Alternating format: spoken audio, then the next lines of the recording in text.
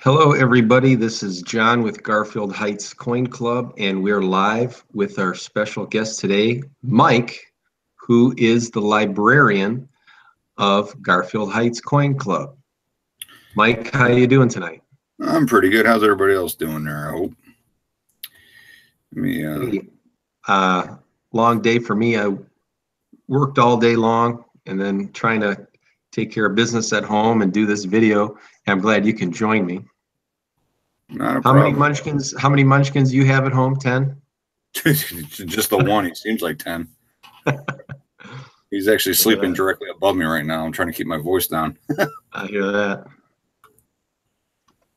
Hey, so first of all, tell us a little bit about your position with Garfield Heights Coin Club. What's your official title and what do you do? My official title is librarian, which I actually was put into that position about 1.5 years ago. Our president asked me about it, and I accepted it. And it's an appointed position, but it basically my job is to take in any incoming books. DVDs is a big seller for or a big checkout item. Books, DVDs, things of that nature. Log them, keep them up to date for you on the website. Talk to our president to make sure that he's in, making sure we're getting new stuff coming in. And there are very slow months and there's very hot months. And the last couple of months have been very hot. Apparently people wanting to read stuff in the summertime. So that's my position. So, well, let me tell you, I borrowed a couple items from you and I did a video about it because there was a lot of people that wanted to know about toned coins. So I got the current pricing to toned coins video. And then personally, I just wanted an update about grading paper currency. I mean, if you don't do it all the time, it's good to just watch a video and just get a refresher. You know what I mean? Mm-hmm. And to be honest with you, with regards to the whole thing with the DVDs, I was sort of skeptical. I wasn't sure how many people were going to check out the DVDs, but in reality, they're becoming the popular item. And actually, we're adding more.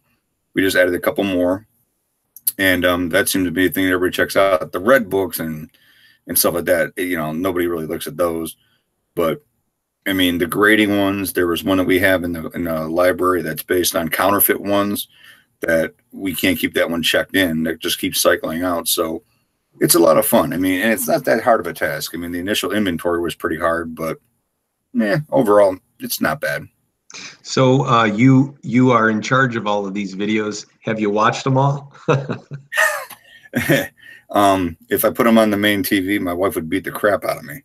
So the answer is I've only watched a couple of them because and right now she's watching Law and Order, so that's the DVD player in the house. So since computers don't come with DVD drives anymore, I'm sort of stuck. Hey, a quick question for you.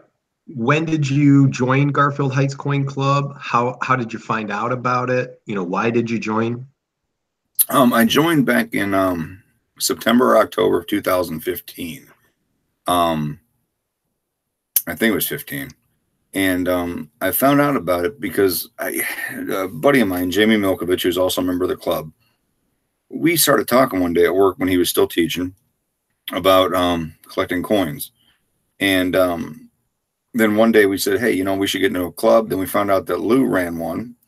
And then I found out that Dale Walter, Al's brother, told me about Al being one of the members of it. And next thing you know, we go to a meeting and we're hooked. And I'm now an addicted person who writes the meetings on every calendar as soon as I get them. So my wife and everybody knows that on that Wednesday, come hell or high water, I'm there. Dude, listen. I don't know about you, but me, when it's time for me to have that day of the month where I leave the house and I do whatever the heck I want to do, You know what? I mean, it's 3 hours of I look forward to it. And in fact, the best part is when Lou emails us the list of most recent coins, I literally I like can't wait. I like slowly scroll through it to see what this month's items are going to be, and and stuff like that. And I'm not lying to you. It's probably the day of the month that I look forward to the most too. Isn't it sad? You know, like, and the thing is, I mean, my wife teases me. It was like, you know, you and me are probably two of the younger guys in the club. And she goes, so you're going to go out, hang out with a whole bunch of old guys. And I'm going, you don't get it, honey. But, you know, I mean, listen, when I was doing it, I was doing a coin show, and the one dealer was like, listen, my wife yells at me all the time, but I tell her, hey, I'm not smoking. I'm not drinking. I'm not blowing money on expensive cars. I'm trying to make money, and I enjoy it. You know, this is my drug. Boy, you know what? This sounds like a very familiar conversation I just had last week. I mean, seriously, this goes on about once every couple of months that I tell her. And it's like I said, I mean, the good news is that you and me both have our kids somewhat involved in it. I collect mostly for my little one, but I've taken him to coin stores now. He knows the guys I know. You know, he says hi to him, even though he has no clue what everything is yet. And I'm not forcing it on anybody, but you know what? If you're going to collect something, why not collect money? I mean, that's the way I look at it. So, you know, and it's a very popular hobby that's been around for not centuries, not decades, centuries rather. Maybe in a millennium almost. Yeah, I mean, coin collecting money has been around for a very, very long time. I don't think it's going to go anywhere. It might even gain popularity if there's a transition to credit cards more and more. And let me tell you, I pay with my cell phone a lot of places. Honestly, I very rarely pay cash. I mean, I paid cash tonight, and I paid it at the DMV last week. Otherwise, 95% of our transactions are credit card. And I keep thinking maybe that will one day drive this. But at the same time, you've seen the price of proof sets, how much they've dropped as far as value. So everybody that has these things, certain things are in the dumps and other things are blowing up. I mean, it's really weird. Yeah, I agree. You know, you gotta be patient. But hey, I wanted to talk to you about these little boxes that appear in people's front yards, like little local libraries. Have you seen those around anywhere? I've seen one or two of them. I've seen a couple pictures that you've talked to me about it. You know, I've heard that they're starting to gain popularity, and especially in a day and age where there's books that don't exist anymore. I could put one in my front yard. Problem is, I think my son would take all the books out and throw them in the driveway. No, but listen, so you know, I don't know how realistic it is going to be for us to donate a book or let's say a stack of new 2019 or 20 red books. I don't know how realistic it's going to be, but it's very realistic to put some books in these little local front yard libraries, you know. I mean, it's old-fashioned networking almost. It really is. I mean, you know, and nobody knows who you are per se, but let's be honest with you. Most hobbies in the world are something that you trip and fall upon unless you're raised with it. And how do we know that we're not leading some kid or some other person into the hobby that we can really start capitalizing on? Excuse me. Hey, I ran through my my little library and I found a book that I was planning on donating, and I'm going to do a video about me dropping this off in a front little somebody's front yard. And here it is. It's Coin Collecting 101. You know, it's an older book, but it's actually in mint. It's in BU condition. So my thing is with that book. Here's the how long ago was that made? Just recently? Let me see. Coin Collecting 101 by Alan Herbert. And let me flip it open. And it says, where is it? 2005, Kraus. Okay, so I mean, it's not something archaic, and it looks to have some. I hate to say it, illustrations that everybody looks for, but yeah. Well, hey, it's just something that's going to be in some little front yard thing. If some kid picks it up and steals it, who cares? You know what I mean? At least you plant that seed in some munchkin's mind that, you know, these things can have value. And then when they get older, they come across another one, and then they get into the hobby, you know? Let me ask you a question, John. How did you get into coin collecting? What was your like fire off? You know, my fire off was when my father passed away. Mm. And he introduced me into the hobby, and I went to different shows, and I had my own little coin collection that I thought everything was Unk and MS-65. I had a numismatic news price guide, but I really focused in on the Indian head cent collection. I thought I was going to take and just have this awesome set, complete the set. And I had, a $40 coin. And it turns out that everybody in the coin show had one or of that or better. And I was like, there's so much stuff out here. Mm. I need to kind of reanalyze what I'm doing, Yeah, and it sort of sounds like how it was with me. I mean, my dad really wasn't into coin collecting. My grandfather hoarded coins, naturally. But I actually have to say that what started was my uncle in the Navy. He was in I think it was in Great Britain in the late 80s, and he brought me some francs and a couple pounds back, coins that were odd looking. And next thing you know, I just saved them in a little eyeglass container. And next thing you know, over the years, I brought those back out. And then I said, it'd be cool if I got this one or that one. And I'd made some mistakes because I started out, I'm not going to lie to you, before I knew anybody, I went the old get screwed by Littleton coin. And then I realized quickly about a year into it, I'm going, uh-oh.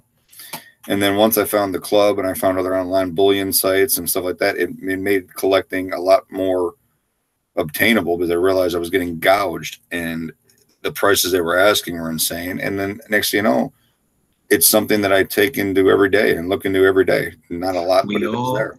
We all make mistakes, everybody, and you're going to make more mistakes. And hopefully you don't make the big money mistakes early on, If you overpay for a 1 ounce round, $20, $30, it's not the end of the world. But if you're starting to get into like these sets for thousands of dollars, you go to sell them and they're paying you a couple hundred. That's big time. You know what? You say that. And I just had a person that I know very close to me asked me to sell some stuff for them, or at least look into the price. And Jamie and I actually went out and looked at this stuff, and we got the prices on it.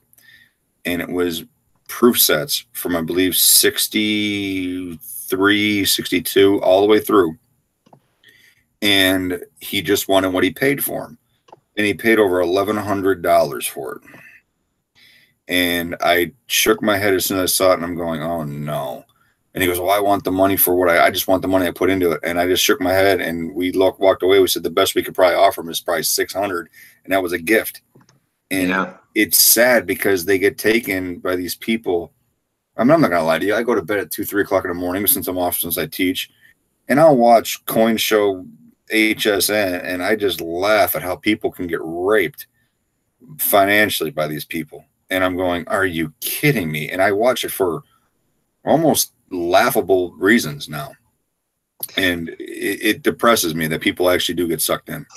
You know what? I do like to, if I come across it, I'll turn it on. I'll be like, okay, what is this? And it's like, what is it? It's a coin with a sticker of something on it or a hologram. And like, what are you collecting? Are you collecting the sticker that's on the coin? I mean, what's going on here? Well, I like how they say, oh, we're only going to have these once we unvaulted them. I'm going, unvaulted them? Hell, they're 2018 Silver Eagles. What the hell are you unvaulting? I mean, it doesn't make any sense. And I guess a novice would get caught in it. We've all, like I said, I got burned when I first started out by Littleton. And I think there's a misconception of people. I think people get coin collecting and hoarding coins screwed up. I mean, people automatically assume that everybody collects, for certain reasons and things of that nature. But it's sort of weird how people take that in. I Hey, mean, let's go to the chat real quick because there's a bunch of people that joined us. yeah, I And see. let me make some shout outs here. My chat went away. We've got, I said hi to some people in the beginning. Tokeny, Silvermead, Silver Wolverine, Keystone Stacker. I said hi to those guys. Jason Lotzenheiser. Hello, how are you? Peter Bose. Keystone Stacker says having a hobby that is essentially putting thousands of dollars of gold and silver into savings is not too poor of a hobby for a husband or Roger family man that. to have. Roger that. You know, you just either got to get a kitchen pass from the wife or don't tell her. Well, you know what? I've had conversations and I've thought, and I made a promise to myself for my son when he was born. And like I said, I joined in 15. He was born early in 15. And I just thought, I'm like, you know what? If I buy 5 ounces of silver or something a month every month until he's 18, that'd be a hell of a nest egg. And then it just ballooned into, okay, I'm going to do the 5 ounces, but I'm also going to get new mystics stuff. And next thing you know, now I'm not using it as a crutch or a reason, but it is for him. I like the hunt and it's amassing for him. And that's what I think people, once you explain it to people, they go, oh, so I'm actually, and like you said, it's like people are commenting, it is true to save money. You know, it's a hobby that you're actually saving and you sell it off. You may lose some, but it's not like your money, you know, not like you're begging people. I mean, in one day, who knows if it blows up and gains value by $5-6 an ounce? Hey, you make a lot of money for nothing, free money. So, You know, I wanted to say I was watching another YouTube channel, Heavy Metals, and he had a very nice $20 St. Gaudens MS66. And I commented on that. I said, man, that's a legacy piece. That's something in my mind, you know, you just keep in the family. Have you ever come across stuff like that? I have, and there are certain things that I literally will never consider. And coin collecting is one of my many hobbies. Honestly, I got a lot of hobbies that are nutso. And to give you an example, I also collect toys from, you know, I don't know if you've seen the background. There's Transformers in the background, stuff like that. There are certain things that you never ever want to have leave the family unless there's some financial crisis. And as far as coins, I've looked at a couple.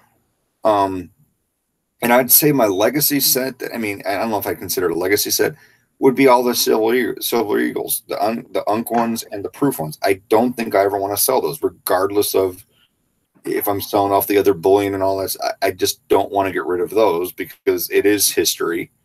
And especially, I mean, like you said, one day, how do we know the government's not going to stop making them one day? If, you know, it's hard to say, but I haven't found that one piece though that is an absolute killer seal away in a vault yet. So I mean, believe me, it's not that I haven't looked. It's just nothing that's jumping out at me right now. They're not going to be at Garfield Heights Coin Club auction, you know. But hey, let's go back real quick. I want to say hi to everybody. Blues Coin says hello. Talking Bullion says if you collect coins, you'll never be broke. I saw that. You might be broke buying them, you know. Andrea asks, what are we selling? I'm not selling anything tonight. Hello, Ravenous. Terry says hi. What else do we have here? Talking Bullion says he watches Home Shopping Network too. Lifetime Precious Metals, hi. Okay, finally. Last comment. Go ahead. How much is the cheap from Patrick C? How much is the cheapest you got that's valuable now? Huh. That's a good question. Oh man. What do you mean? What do you think he means by that? I'm wondering if he's like something that we picked up dirt cheap that actually exploded. And I'm trying to think. You know what? I've got something, and let me tell you, I was a little bit upset for probably a little bit over a year about it, and that was I wanted to have 1 ounce of silver, 1 ounce of gold, 1 ounce of platinum, 1 ounce of palladium and 1 ounce of rhodium. And I did a video on it. I showed, and that was Manny Hooney did a question about diversifying. So I was like, oh, here, I'll show one of everything. I wanted one of everything. Rhodium prices, the highest they've ever been was $10,000. I bought one for $1,300. From $1,300, it went down to $800. Man, I was pissed. And now it's over $2,000. So, you know, you never know. You never know. And that's the thing I want to say about this hobby. You got to have a stomach, man. You got to be willing to take a hit because the prices are volatile. Yeah, I mean, it's not a short-term hobby. I mean, there's certain pieces we cycle through. But let's be honest with you. It's not something. We're in our 30s. We're not looking to get rid of this stuff in the next 5-10 years. You know, I'm looking 25, 30 years out from now, to be honest with you. 20 years would be the earliest, but hell, I mean, anything can happen. I mean, we were talking earlier, John, about how platinum used to be how expensive, almost double the price of gold, and now it's 60% of what gold's worth an ounce. It's ridiculous, and it scares me because people are starting to hoard that, and I'm going, man, if this ever bounces back, these people are going to be loaded. Because you were telling me a story about those rings. Yeah. Back in 2010, I teach and coach. I used to coach for Maple Heights. We won a state championship in football, and each kid got a championship ring. So I went to the jeweler and ordered my own. And I'm like, wait a minute, how are these rings $150, $180? And she goes, they're not gold, Mike. She goes, they're made of palladium. And I said, oh, I don't want palladium. That's not even, it's not even a valuable metal. And that was back in 2010. And little do I know, now the palladium is almost the value of gold. It's actually more than platinum. And some of these rings that are $180 are double that in price. So much to the fact that some kids that we know that are hawking it. And one kid was out at Put-in Bay the last weekend, left his ring there. Was apparently, I'm not lying to you, the bartender called my AD and said that he was trying to pick up girls with the ring and asked me, do I remember this kid? And he was not even a starter. But I'm going, here's this kid leaving a ring that he thinks it doesn't have any value. And actually, it's worth more than it was 10 years ago. Wow. So it just shows you how something like that, when I joked about it and said, oh, who the hell wants a palladium ring in 2010? Now I'm sitting there going, damn, I should have got that one. So it's funny how that happens in that short of time. And that's only, like I said, how many years ago. So it all depends on, I guess, everybody's preference, to be honest with you. But So after collecting for maybe 1 year, 10 years, your brain changes a little bit. You start to get a little bit different wants and desires, and have a different perspective on collecting. What do you personally collect right now? If you come across something, let's say you go to a coin show, what's that one item that you'll definitely purchase no matter what? Depending on the price, war nickels. I am addicted to war nickels. I don't know why. Provided I don't, I know that the squeezing price is between 38 to 40, depending on it, but I see them and it's like an automatic addiction. I got to buy them. It's something weird. I don't know why. It's an ugly looking coin considering how tarnished they are. But that's my favorite U.S. currency one. But the other thing that I'm going to have to say now is I'm leaning heavily towards, I like the Somalias. I'm really starting to buy those up. Maybe because of my son's addiction to animals, especially elephants. And maybe that's what when I'm seeing them, I'm just taking them. But it's what I have to say, the constitutional stuff would be war nickels, and then bullion stuff or stuff like that. If I'm seeing it, it's the Somalias. It's just weird though, because a year and a half ago, I never thought about that anything other than silver eagles. And now it's expanding to every country. And then it's funny how you can amass the nickels without even trying. And nobody even looks at those anymore. And a lot of times I find those in circulation because they look like crap and people pass them over. So, I mean, that's the thing. You walk into the door of a coin show, how many tables are you going to pass before you stop at one? What's going to make you stop and go, whoa, what's that guy selling? You know what I mean? There's just certain things, if you have them on display, people are going to stop and look. And, you know, I'll tell you, I've seen some very nice war nickel displays, you know, but man, you start getting some high grade war nickels, five full steps, 6 full steps, big money on the full steps. And the thing is, it's so hard because, I mean, considering how those were only made for what, 3 years, I'm sorry, 42 to 45. And, you know, I mean, a lot of them got pulled back out of circulation. And I just really wonder how many are still out there in people's houses that they don't know about because they're uneducated about it. Give you an example. My wife's grandfather passed away a while ago, so everybody said he was a coin collector. And he's not a coin. He wasn't a coin collector. He was a coin amasser. He just amassed coins. He wasn't looking for specifics. He was just amassing them all over the place. And my father-in-law and I were mounted the task of diluting everything, and he told me, you know, sort through it. And I told him, I said, okay, if it's not worth anything, we're just going to roll it and take it to the bank. He was uneducated about the 40% halves. He was just rolling those. I said, whoa, you know, 65, stop here. These are, you know, $2 plus a coin. And a lot of it's education. And here's the funny part. You're talking about a guy that grew up during the silver. He was still, well, you know, he was eight years old when 64 hit. But people were uneducated about it. They don't realize they're chucking coins away that are worth more, and they're just turning them into the bank. And I think it's education. And it all goes back to that library thing that people ain't reading about it because they're uneducated about it. Yeah, you can never stop learning. Believe me, some of the best or most experienced dealers, they go to these ANA, the American Numismatic Association. They have these little seminars. They go to these seminars, and you know, you might talk. I might be sitting in the audience and be like, "Man, I just learned something." You learn it straight from the experts, and I think you just never stop learning. There's new material coming out. There's new discoveries out there. There's new ways of doing things, and the hobby changes. You know, what's hot, what's not, and you got to stay with the times.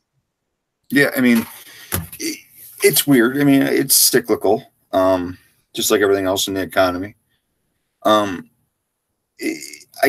think the one thing that I think all collectors need to start realizing, and we do it after how many years getting it, is you got to sort of fine tune yourself. If not, you will go financially in distress because you'll start buying everything and realize quickly, wait a minute. I mean, and you don't want to, and then you want to get rid of stuff and you want to sell it off. And to be honest with you, I was actually looking at my stuff and I said, you know what? I think I reached a point now where I diluted everything that I collected that I didn't want anymore. And now I'm a little more picky because I'm going, you know what? Let me buy the stuff that I actually want and not stuff that's, you know, sort of a knee-jerk reaction going to a dime store or you know, whatever color store the hell you call them nowadays, and you just pick it up for the hell of it. I mean, my first thing, you know, like this one, the first thing I ever bought from the Garfield Heights Coin Club, and it was October, my first month after the first month I joined, was Liberian Star Trek dollars. And I won't get rid of those because that's the first thing I bought. And I thought about it. I said, these have no real value, but you know what? I'm going to sit on them because they're cool looking. I don't buy that many things like that anymore, but that was one of them. And then the only other thing I can remember buying in the last time was that John Wayne bronze medal you made me act like John Wayne on. That thing just takes up a whole bunch of space. So here we go. Somebody put in the auction a John Wayne medal, and one of the auctioneers was not present that evening, and I stepped up and filled in. So I'm in the front of the room. I'm on the microphone. We come up to the next lot, and it's this John Wayne medal. And I said, whoever wins this has to come up to the front and give me your best John Wayne one-liner. And I think that actually brought the price of that piece up because people wanted to come up there. You know what? I just looked at it tonight, and it is a hunk of bronze. It doesn't even matter. I'm a John Wayne guy. And see, something like that just makes me, you know, that stuff I just go for. That is probably the core of the hobby. enjoying it, buying it, not because it's going to go up or down in value or investment vehicle. It's just because you truly enjoy it, or it catches your eye. Yeah, and that's the thing. I mean, I didn't buy it knowing it's going to be something that's going to be, 50, $100. I bought it because it's a piece that if I ever sit there and break it out one day and people say, where'd you get that from? I can recollect off the top of my head where I got it, how much I paid for it, and all that. And it's just something for, like you said, it's all based on fun. We tend to, and the one thing I will say is we sort of look out for each other in the Garfield's Coin Club. You'll know when you'll sense what people collect, and you'll know, what they're going for some reasons. And I've done that with John. When you start bidding, I bid. I saw you last week, and everyone, and you were bidding up some of the 90% quarters because they were asking for 100.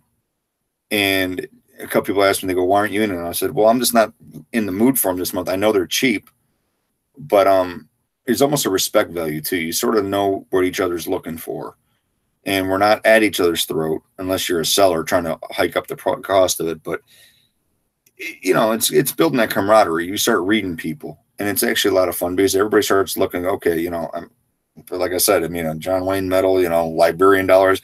I got a President Bush one from '04 that I still don't know why I bought for $3. I mean, what the hell did I buy that for? Hey, man, I got that roll for 10 times face. Thank you very much. that was a hell of a steal there. I mean, I know last month we had a big auction. I don't know if people are aware of it, with the Platinum Night. Boy, was bidding selective. I've never seen that where it was like crickets. And here's what I think happened. A lot of the membership forgot that the minimum bid was $25. So the value of the lots they did not meet the $25 threshold. It was probably $10, $15 lot. And, opening bid 25 passed the lot. We got through a lot of lots. We got out of there by 8:30, and yeah, I will say, I know people try to squeeze that $25, but see, I was shocked because at the Christmas auction, we did the same thing. The Christmas auction, things fly off the plate like there's no tomorrow. And we went through how many lots out of the first 15, 20 lots? There had to be 11 or 12 passes. And the ones that did sell were minimum bid. Granted, silver was also down and still is. So that hurt some people. But, I tell you, that was a hard crowd that night. Now, there was somebody in the side chat. I put it off to the side here. Let me see if I can find it. But they were asking about the purity of war nickels. Off the top of your head, what's the silver purity? Like 30%, 35%? 35%. So is it 35% or 33%? Something like that. I can't remember, but I think it's 35%. War nickel is junk silver. If you are a coin shop and you're trying to basically buy and sell and you need to get money quick, and what happened when silver prices were $40 to $50, from what I was told, the smelters would actually pay you less for the war nickels. So why? Because more energy and resources are required to melt it down. Mm. But let me tell you, that's probably why a lot of the higher grade war nickels are going for more money, because a lot of them were melted down, But that brings me up to another point. 1964 Jefferson nickels, 1 year, common date. How many Jefferson, not nickels, halves? How many Jefferson halves, the 90%, do you think were melted? Yeah, it's 1 year. It's and I just picked up some halves today, 64s. They were unk, and after I got them home, they're really nice unk. We're not talking AU, we're talking truly unk. And I thought about it. I said, I like these. These are nice ones I have, but maybe the rest of them I just look for average. And how many people pass on those or don't even realize it because they're thinking it's clad, and it's sort of sad on that. It really is, because, I mean, I'll give you another quick story. Just people not aware of what they're doing at football games. I take all the money at football games for our school, and I categorize it. And a couple years ago, a guy paid us with 3 silver certificates. Now, granted, they weren't in good shape. I mean, they were rough, but right there, I mean, even in rough shape, they're worth $3-4. So I sat there, took them, traded them out for the dollar that they were, and sold them to a couple people I know for $5. And that guy who did that was probably a coin collector just trying to spur the interest of somebody else out there. You know what I mean? Yeah, I mean, wouldn't that be funny if he was? Either that or some kid that thought the blue seal was fake. So it's really weird how people get sucked into it. And I'm not going to lie to you, I'd say it's not an addiction, but it's a respect of everything that's going on. You watch the markets, you watch the stock market now. I go on silver calculators, type in how much ounces, figure it out. Don't look at it now because I get depressed at 15 something an ounce. But but I'm sitting there, everyone goes, "Oh, it's going down." I said, "That's good, because I'm buying now. I don't plan on selling anytime soon. I don't want it $19-20 an ounce now." And John, you and me have had a conversation about this. One day, who knows? It might be $30-40 an ounce and stay there, because who knows what's going to do the politics of the world? We don't know. I mean, who'd ever thought gold would be $1,200 consistently when 15-20 years ago it was at $300 an ounce? I mean, you never know. Hey, and that kind of, talking about the haves and talking about nickels, a lot of people roll hunt. They go to the bank, they get a bunch of rolls, they go through the rolls, and I personally think that people tend to focus on the halves. They're looking for Walkers, Franklins, 40%, 90%. But I'll be honest with you, I think nickels might be a sleeper of a roll hunt, because, I mean, you can't look at the edge, but you look at the reverse and you look for that the largest mint mark any coin has ever had in the United States. And that's the thing. I mean, and I mean, we all sit there, we take a stack out, look at that edge, look for that sandwich, look for the clear. But I mean, how many people spend time flipping through each nickel? And granted, we can sort of get an idea when they're really, really tarnished just from the idea of it. But by the way, it's 35%. It is 35%. Gotcha. So, I mean, but at the same time, I mean, look at the people that collect pennies that are pre-82 that were all copper. I mean, people are collecting them for pure copper content. Yeah. I actually posted, I brought in a flyer and passed out. It was, I think it was 143 pennies pre-82 equals actual, it's like 1 ounce actual copper weight, ACW. So if you have $1.43 in US 1 cent coins, it's 1 pound of copper. And then you look on whatever website, Kitco, at the price of a pound of copper, and it's $2, $3, $4. We'll give you an example. I just listed last month, part of my wife's grandfather's stuff, and everyone laughed at the table. 1,400 wheat cents. And everyone goes, "Are you kidding me?" I said, "I don't care." And everyone goes, "Well, what do you expect to get out of them?" I said, "Twice what they're worth." And we ended up making $30 on it, but it was $14 in currency, but I got $30 out of it. And my wife's father looked at me and goes, "Is that worth your time?" I said, "I just made you double money. You're going to take these to the bank, chuck them in for $14. I just made you $30 for no rhyme or reason." And so, and he was amazed at that. Mike's a coin dealer. Yeah. So I'm sitting there trying to make everybody money now. So, hey, Mike, I posted a question, or I asked anybody who's watching if they have any questions for you. Ravenous Treasure, he wants to know if you have ever heard of Investor Crate and any options. No, I haven't heard of Investor Crate. Now my curiosity is spiking. I haven't heard that either, but I'll probably check it out after the video. Talking Bullion asks you, do you collect anything other than or any other junk silver besides war nickels? Absolutely. Actually, I run down the spectrum. I go from war nickels all the way down to proof Ikes. I actually have a little notepad in my iPad that I set goals that I wanted X amount of face value, this, and I meet the goals. And when I meet them, I sit down and I try to meet the other goals. But just today, I walked into my coin store that I deal with, and he had a roll of 56D Unk Roosevelts and 47, I think they were P Unk Roosevelts, and he knows I love dimes. And I told him, I said, no, I'll just save those, put them away for next month or whatever. So my spectrum's across the board. I set little goals. I'm not into specific. I'm not a big Morgan or Peace gem quality guy. I just look for call stuff for that.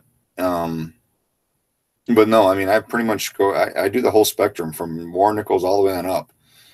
And very nice. If I had a weakness, it's brown Ikes. I love those. I don't know why, but if I see one and I can get it for between $7, and $8, no more than that, really, I'm bouncing on it. I mean, I just like how it looks. I don't know why. I'll tell you. And after watching that video about toned coins from Andrew Kimmel that I got from you, the librarian, he says he takes Ikes, brown Ikes. He cracks the plastic so air can come in, and he says the toning on those Ikes are gorgeous. So I never thought about that, because I know you and me talked about the toned clad Ikes, which I still am amazed that NGC or whatever gave the grading. I still think those are beautiful coins. Well, hey, I did too, but I've never seen a lot of other toned Ikes. And you go online, dude, the Ikes that I had are garbage. They're garbage compared to some of these amazingly toned Ikes that are out there. And that's the thing. These companies grade so much material. They have so much experience. If they think it's not worth it, it's not worth it, I just saw a comment here from Mr. Monkey Swag asking me what's my other coin series that I love, and that would have to be Maples. I'm almost on my set of Maples. I'm not into Privy Marks. I'm not a big Privy Mark fan. I don't really care for that. I just like the standard, piece, the uncirculated pieces. But the Maples, I just like how they changed the queen. I really love that. And I sort of wish they would do something with the Eagles, altering it slightly so you could tell the generation. I mean, you have to look at the Eagle, you have to look at the date. But I mean, a Maple, how you can look at the queen and tell, okay, is it early, mid, late, And those are probably my new favorite to collect outside the elephants and things of that nature. It's your new crush. But let me tell you, I wanted to complete my set of all the Maples. And listen, you have to buy a Privy if you want to collect the non-Privy set. Yeah, and that's the thing. I've got a couple of the 99 2000s. I got a couple in there, and it's just like, oh. Yeah, exactly. It's that 2000, the Millennium. Yep. Yeah, and so it's it's the redheaded stepchild sitting there. But I will say, you know what? I mean, I'm not a big Canadian. I don't care for Canadian currency whatsoever. I think the only real Canadian currency I have is a 2011 mint set, which is one of the last years of the penny. I think we had to get rid of it in 12, 13. And I just have that for basically just to have just to look at different designs. And I love Canadian coins, the animals and stuff like that. It doesn't, outside the Maple, Canada doesn't interest me. Yeah, there's so much out there. They've flooded their own coin hobby with tons of commemoratives. I mean, every denomination, they got $1, $2, $3, $5, $10, $15, $20, and it goes on. And I will say that's one thing. And I have zero of them, and I really don't have any interest, and I don't see it sparking. I have zero interest in any commemoratives. Here's a good question. Terry R asks, is a slabbed coin worth less if the slab itself is scuffed up and scratched? I don't know. I mean, you're grading the coin. There you go. I think it, that's a tough, that as simple as that question sounds, that could be very interesting, because consider this: if that's a big money coin and you take it to a major auction gallery, for example, Heritage, they're going to remove that coin and regrade it right away. You know what? I was just thinking, because you're going to get way more money for it. If it's a big money coin, you have to reslab it. You're right. Just think about it. Part of the appeal is the eye appeal. Well, if you have a giant scratch in the plastic and it's absorbing from the eye appeal, why would you want it? I mean, you and me have talked about, COAs and boxes for Silver Eagle proofs. And, I mean, how many people pay for perfect mint boxes, not just in a coin, just for the box? So I guess when you're thinking about it, yeah, you know what? It would drop it in value. Do I want to see a gouge on a piece of plastic and obstructing a Queen Elizabeth face? No. It's all relative. Again, the question seems so easy. Of course it's not going to affect the value because you're buying the coin. I mean, that's such a standard answer. But realistically, it depends on the value. If it's a low value coin, it's not. If it's a mid to upper value coin, you better betcha it's going to affect the value. And also the kind of holder it's in. A lot of times people pay more for different holders. Yeah, and that's the thing. I mean, to be honest with you, I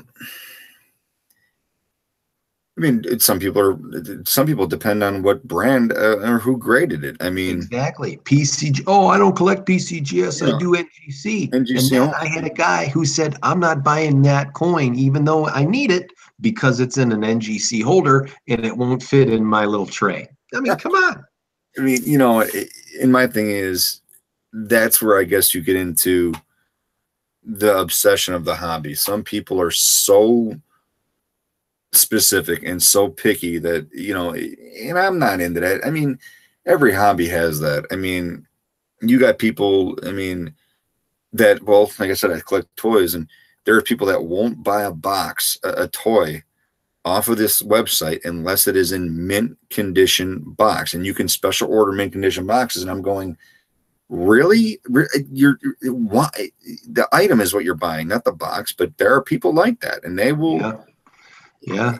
And just another side note, the watch hobby, 1960s, 70s, 80s, you bought the watch, you threw the box and the papers in the garbage. That's what a man would do. But now when you go to buy these expensive watches, it has to have the original box. It has to have the stickers. It has to have the, the hang tag, the sales tag. I mean, it's ridiculous what these new collectors are looking for. And like I said, I mean, I'm selling something on eBay now.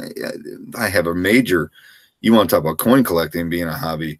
There's this company out there called Hot Toys that is literally like the premium action figure collectible thing there is, that comes from China. And people are paying online $50, $60, $80, $100 for a mint box and the plastic bag the box is wrapped in. And then they want the shipping box. And I'm going, for what? They want a card. They want. I'm not lying to you. Stand here. Bear with me here, real quick. I don't know how to make it see this. It just has the name on it. Yeah. And people are killing just for that stamped name of a shipping box. Wow. And it's, you can see it's just a cardboard shipping box, and they want that. Hey, Mr. Monkey Swag was asking if wouldn't cracking Ike slabs be considered tampering. I think he is talking about when I said the brown Ikes. not like a PCGS or NGC slab is not what I mean. I mean the brown plastic that comes in the brown box ice. That's what I was talking about. Considered tampering. I mean, How do you know it just didn't come that I way? guess. I mean, but you'd have to have a hard time trying to prove that it just didn't happen accidentally. Let me tell you, I've seen so many of them that are cracked, and I mean, you know, they get dropped. People step on them. They're in the corner, and a box gets smashed up on it. You know, it happens. Then he mentioned something about people found ways to inject gas into slabs I to saw that. artificially tone coin. I have not heard of that. I believe it. Do you know what kind of gas they use? I'm trying to think, because you couldn't use nitrogen. Really wouldn't. I don't think does anything. So I'm not sure if it's well. I know it's not nitrogen. I don't think it's nitrogen gas. Well, let me tell you, after watching that video, oxygen and silver, or what was it? Man, I'm trying to blank right now. Something mixes with the silver to cause silver oxide. Well, yeah, it's probably just like aluminum, how it oxidizes. It doesn't, since it doesn't rust, it just has that film on it. Um, I don't know if it's just pure oxygen, because I know there's the argon that's in Terry says sulfur gas. sulfur gas. Hey, if somebody knows it, I mean, you know what? I mean, go ahead.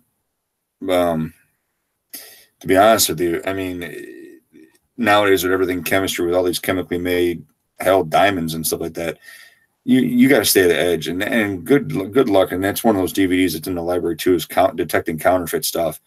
Good luck, because it's now to the point now where that's a full-time job, just making sure you're not getting screwed over when you're buying stuff. It's sad. It really is. I mean, I just bought a couple of grams of silver, like $1 a piece. And two of them are very sturdy, and one is like literally paper wafer thin. And I'm going, why are the other two not? And I'm going, is one of them fake? And I'm not sure, because I can fold the one in half and almost fold it in four, and the other two I can't. So now I'm starting to question which ones are right. So, hey, couple questions for you. Did you buy the new 2018 S reverse proof set? No, I did not yet. Yet. Are you planning on buying it on the resale market? You know what? I'm thinking about it. The reverse proof has been something that I was looking at a lot, because I was actually thinking about it. We had a couple reverse proof items up for auction last month, and I was starting to like the mirrored figure versus the mirrored background. I'm starting to like that. I mean, it is. I like that frosted background, and It's something new. It's something unique. It's not the standard, And to be honest with you, if they do it just short run, there you go. There's your driving up value. But to be honest with you, it's something that's starting to interest me. I sort of wish, to be honest with you, I wish they would. Well, what's the 2000? What year is the maple set with the translucent, the red colored maple? What year was that? Oh, like the hologram? I think Yeah. 2011, maybe 2012. Yeah, where they have the proof, the reverse proof, the translucent one.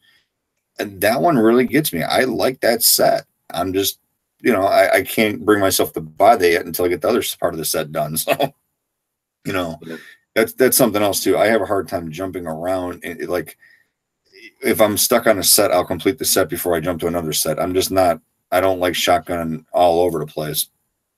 It's just personal preference, I guess, on that one. Is there anything else that you're on the horizon, that's on your horizon, that you're looking to buy? Maybe it's a 2018 coin, maybe it's a coin from the 1700s. I mean, is there anything that you're looking for just to have one of? Let me think here. To be honest with you, I want a very high graded I love walkers too. I love walkers. I want a really high graded, the highest I can find of 1944, preferably all three of them. It was the year my grandparents were married, and I just want all three of them in the best pristine shape I can find. Doesn't have to be in a slab. I mean, if they're good, I'll put them in a slab. But I just wanted those three, and that's something I'm looking for. I'm not into the other high grade ones yet, but those three 1944 PDNSs are something I'm looking for. So. Oh, that's awesome, man. I love those Walker designs myself. And, you know, you could find potentially a high grade Walker in a Binion pedigree.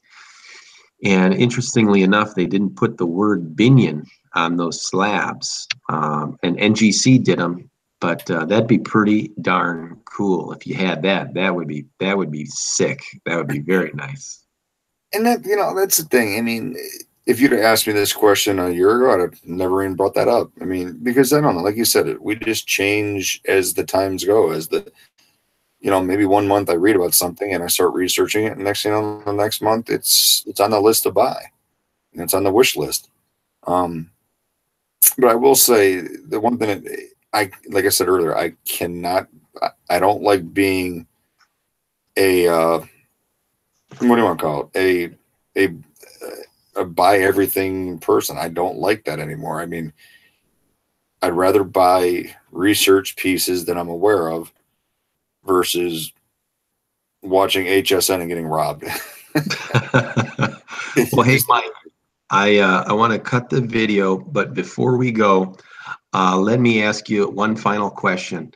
If you could leave a message here today for the you, let's say when you were 5 or 10 years old, and or maybe 12 or maybe 15, you know, whatever age you were, you want to leave a message now that it's left for yourself years ago about coins, about silver, about gold. You know, what message would that be? Well, I to be honest with you, and if you're familiar with the area, I was driving down Granger Road, and where Granger Road and Libby Road meet. This is when I was a kid, and it was my first, I don't know why it's like this, I can't tell you. It was the first time I ever remember having a conversation with my father about what a troy ounce of gold and silver was. And I remember sitting there thinking, oh my God, 300 and some odd dollars for gold. It's so expensive. And, you know, and I always thought to myself, I'm going, you know, I would love to have an ounce of that someday, but I don't have that money. And if I had to leave one mark with myself is wait. Things, you know, good things come to those who wait. And the thing is, it is obtainable. It's just, you got to play your cards right. And I still remember that was the only time I ever had that conversation with my dad. I don't know why it sticks out in my head. And here it is 20 some odd years later. I'm sitting there monthly buying stuff and looking constantly. And I'd have to tell myself, just wait, be patient. Don't blow the bank to get everything now. It's an ongoing hobby. There's no finish line. I mean, we got guys that are in their 90s that are still buying stuff at our club. So come on. Yeah, so some people are like, what's he doing bidding on that? You know, yeah, he's there for his coffee and donuts. He's having a good time. And he's a coin collector at heart, man. He's a coin collector at heart. And you know, that's the one more thing that I'll have to say too is, whoever you do this for, like, you know, we're doing this for our kids too. The fact of the matter is, a couple people have asked me, they go, what happens if your son doesn't, and a buddy of mine goes, what happens if your son doesn't care? And I've told my buddy, I said, as far as my son knows, this is mine. It'll always be mine to him until he's to that age where I understand that he's not going to go saying, oh, look what dad got, you know, I'm rich. No, until I can trust him to understand it.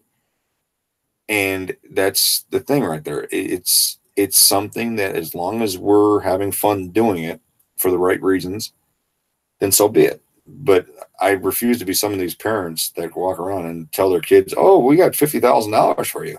Oh, great. Then the kid turns into an a-hole and blabbers that they think they're rich. They ain't shit.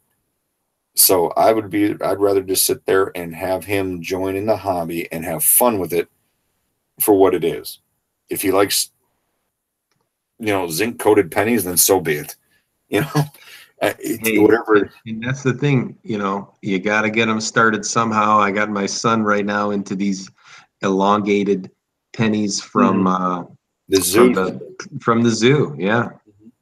Well, here's the best part. My son's got a piggy bank, and when I come home from the club, if I don't watch, the stuff I lay on the counter quickly gets taken, and he's sitting in his room grabbing his piggy bank, bringing it down, trying to put the stuff in there. I said, no, but I can't get it out easy. It's hard to get in there. So Hey, I like his mentality. Save it.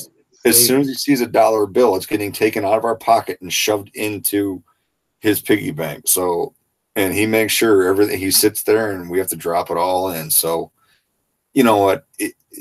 Would I be in this spot if I didn't have a child? Maybe not. But maybe that's what makes it fun, is we're already thinking the next generation. Who knows? Maybe someday our kids will sit there and run the Garfield Coin Club 4 generations later. So hey, Mike, BC. Very true, man. Very true. But hey, I wanted to thank you so much for coming to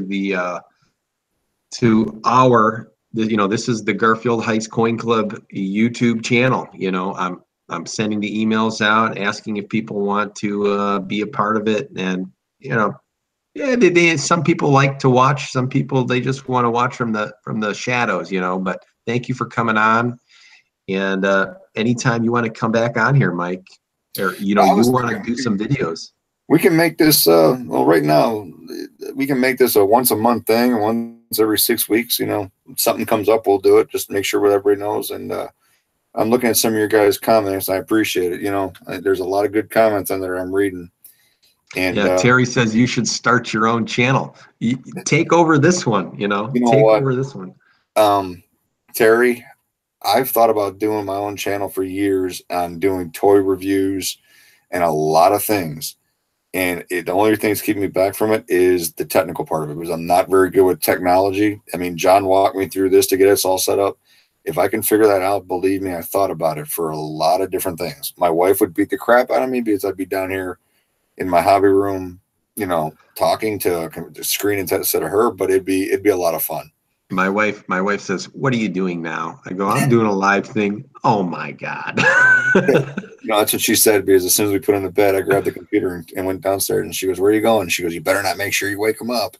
So I had to test it and yell to make sure that he didn't hear me upstairs, but he's out like a light. But like I said, I will think about it, Terry. Maybe it will come, but right now I'll just stick with working with John here and get my feet wet. So, all right. Hey, Mike, thanks again. I do appreciate it. We'll definitely talk. I'd love to have you on again, or, on our channel. This is the Garfield Heights Coin Club channel. So let's do it. We'll talk, and we'll do it again. Thanks, Mike. Thanks to everybody who's watched and commented and gave us some great questions. And we'll see you guys in the next video. Take care, everybody. Have a good evening.